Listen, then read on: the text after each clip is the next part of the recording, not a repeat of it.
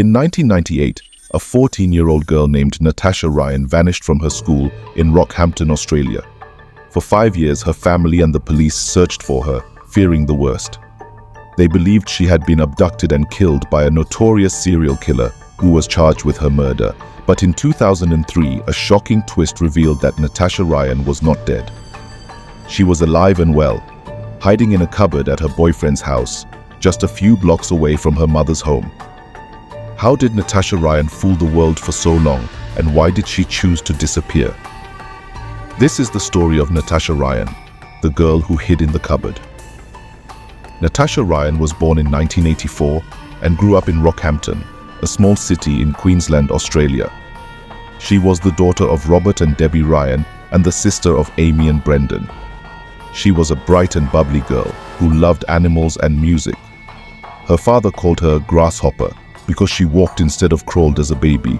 But Natasha Ryan also had a troubled side. She experimented with drugs, attempted suicide, and ran away from home several times. She was also dating a much older man, Scott Black, a 21-year-old milkman who her parents disapproved of.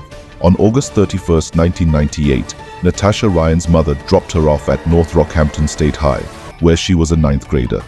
But Natasha Ryan never made it to class. She left the school grounds and was never seen again. Her parents reported her missing and the police launched a massive search. They interviewed her friends, classmates and teachers, but no one had any clue where she was. They checked her bank account, phone records and social media, but there was no activity. They searched the nearby bushland, rivers and caves, but found no trace of her.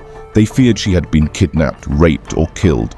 As the months and years passed, Natasha Ryan's case grew cold, but then a new and terrifying suspect emerged. His name was Leonard Fraser, a serial killer who had preyed on women and girls in Rockhampton and other parts of Queensland. Fraser had a long history of violence and sexual assault and had spent most of his adult life in prison. He was arrested in 1999 after he kidnapped and killed a 9-year-old girl named Kira Steinhardt. He confessed to killing 4 other women, including Natasha Ryan. He led the police to the locations where he had dumped their bodies and gave details of how he had murdered them. He was charged with 5 counts of murder and faced the death penalty. Natasha Ryan's family and friends were devastated by the news that she had been killed by Fraser. They held a memorial service for her in 2001 on what would have been her 17th birthday. They released balloons into the sky and shared their memories of her. They mourned the loss of a beautiful and talented girl who had so much potential. They hoped that Fraser would be brought to justice and that they would find some closure. In 2003, Fraser's trial began in Brisbane, the capital of Queensland. The prosecution presented evidence and witnesses to prove that Fraser was a ruthless and sadistic killer who had preyed on vulnerable and innocent women and girls.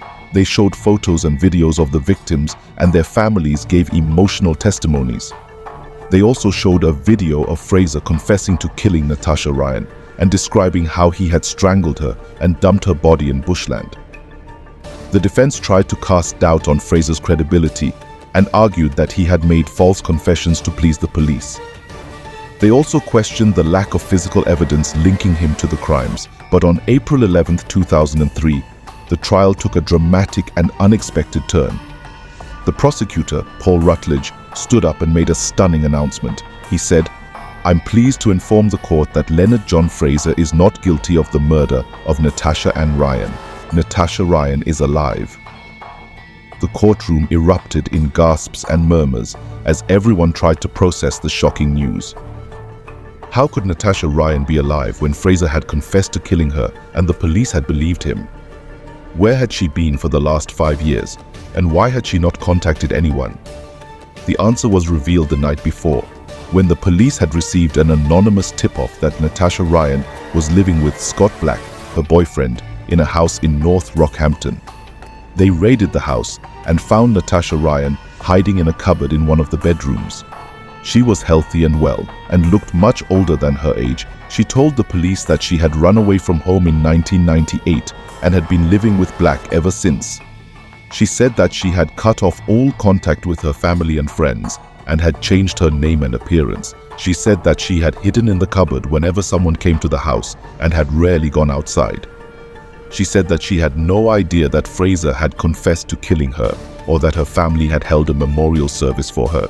Natasha Ryan's family and friends were overjoyed and relieved to learn that she was alive. They had a tearful and emotional reunion with her and hugged and kissed her. They said that they had never given up hope of finding her and that they loved her unconditionally. They said that they wanted to understand why she had done what she had done and that they wanted to help her heal and move on.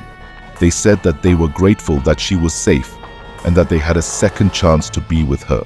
Natasha Ryan apologized and explained her actions to the public. She said that she had run away from home because she was unhappy and depressed and that she wanted to be with Black, who she loved.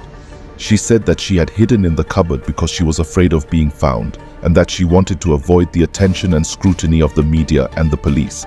She said that she had not realized the impact and the pain that her disappearance had caused to her family and friends and that she regretted hurting them.